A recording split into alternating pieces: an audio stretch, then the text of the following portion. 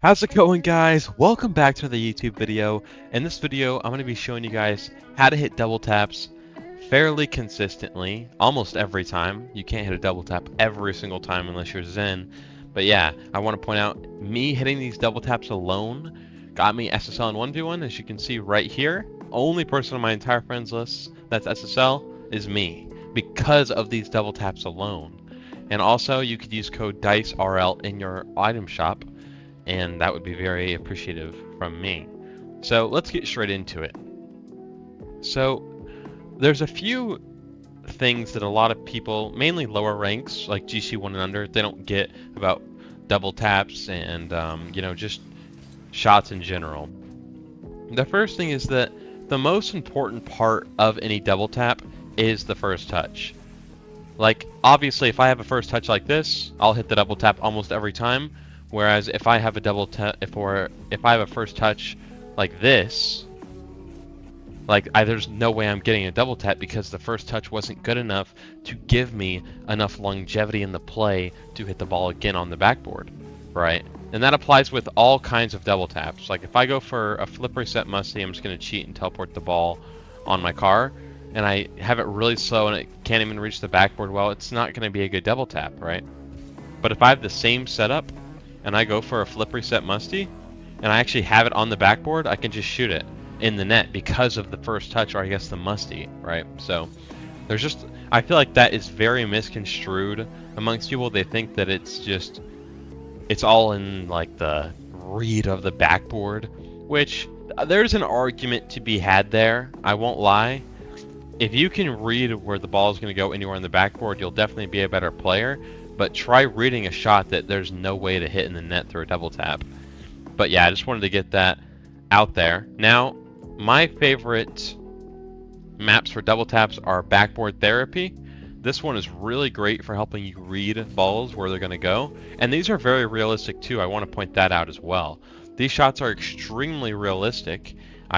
That's why I like this map so much, is because I see myself having these shots very often. Now, I am switching my car really quickly just because I don't think the Octane is a very enjoyable...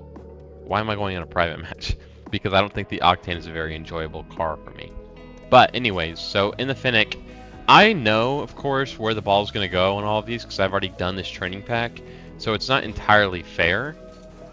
But the idea is that if you look at enough balls and where they bounce, and you say, okay, so if it's there, it bounces here, then at some point you'll be able to read where a ball is going to bounce from anywhere, right? So if I just want to score this, I'm probably going to miss now that I said that, yeah. But like just knowing where the ball is a huge advantage, right? You don't have to score any of these balls. That's not necessarily the point. The point is just to understand where the ball is going so that you can learn, where to jump, where to hit the ball and whatnot. The only reason these aren't going in is because of the 0-second thing. And of course, every shot I do has to bounce. And so, yeah, that's basically the idea here. I am missing a few of these. I haven't done this training pack in a minute. I'm pretty sure all of these would be in. It's just that it's bouncing. But it's just the fact that if you know where the ball's going, you're going to have such an advantage. So to those practicing double taps, I would recommend to practice more so on the reading part of it than the first touch, because the first touch is just a straight up mechanic and that it just takes time. But with reading the ball, that's just knowledge on where the ball's going, which you could learn instantly, right? But first touches, it's just a mechanic. So I do urge you to practice that as well, but that just takes time. In this shot, I just can't read. But yeah, I'm just going to go through this map real quick. I'm skipping the ones that would be in that are bouncing anyways, just because I think 0 seconds is a little bit unrealistic. And I am missing wide open nets now. I'm literally, the ball's going so slow, it's like throwing me off. This ball looks like it's going way faster, but it's actually going really slow, so it's trippy. But yeah, I'm just going to go through this map and show you what it should look like. Granted, I'm not the best player out there. Like, I'm not like some insane, like I can read any ball from anywhere type of guy. I'm really not even that good at reading the ball, if you want to be honest, but I feel like I'm okay, and I know where the ball's going to go. I just obviously can't slot it in the net with no bounce. So, yeah. Once again, we're here, just trying to get it in. Pause.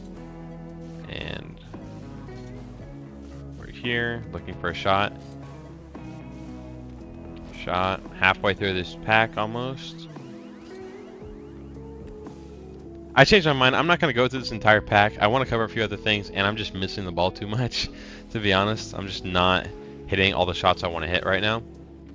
But another important thing about first touches, and I'm going to go into a wall-to-air dribble training pack for this, is all first touches have one thing in common, and it allows you to pull off mechanics, right? So same thing with an air dribble. If I have a really nice first touch, I can just drag this on my car like that, right? But if I have a trash first touch like this, I really have to like try to get a better touch to recover, and it's just horrible. So I would really recommend anyone to work on first touches. It's for every mechanic I've shown. The Mac Tough reset, you need a good first touch to do that. You know, a double flip reset, you need a good first touch to do that, but you also need to be able to get the flip. Right. A musty, I'll just do a flip reset musty. You need to be able to have the ball in the right position with your first touch. So all of these mechanics revolve around your first touch, and it's not just in the air, right? That's on the ground too, even for flicks. Like the first touch for a 45 flick is this touch right there, where it's kind of a subtle, like I move it to the right a little bit. I would call that a first touch. And I mean, this is in the Finnick too. Everyone knows I'm not good at flicking in the Finnick. But I can do all these flicks because of my first touch. That's a bar down, and if I had to guess, it's 70 kph, which it bounced. Wow, that was actually a crazy guess. I don't have anything open for that.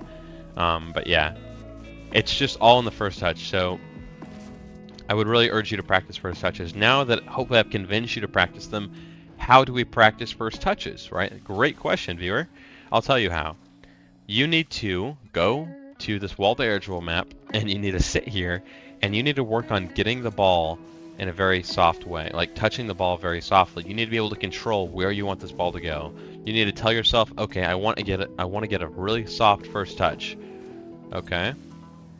Here, that's a really soft first touch. I'm not counting this touch because that's just popping it off the wall. You would never want this soft because then you can't really follow, and that's just a horrible setup. So when I say first touch, this is the touch I'm referring to, and getting this soft on control will elevate your game completely, I swear. And this is for every mechanic. So now that we can do that with the air dribble, we want to touch on the backboard that we can read easily. Okay, we can do that, right? Because we have the first touch down. So it translates to all these different mechanics. So that's pretty much all I have to say in this video.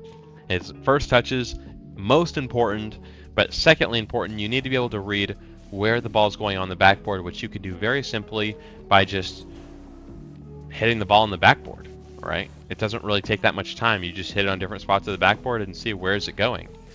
So yeah, that's all I have in this video. If this video helps you out in any way, please be sure to leave a like and subscribe and use code NICERL in your item shop. I also have a Discord server where we talk about everything you could want to talk about. See you on the next one. Peace.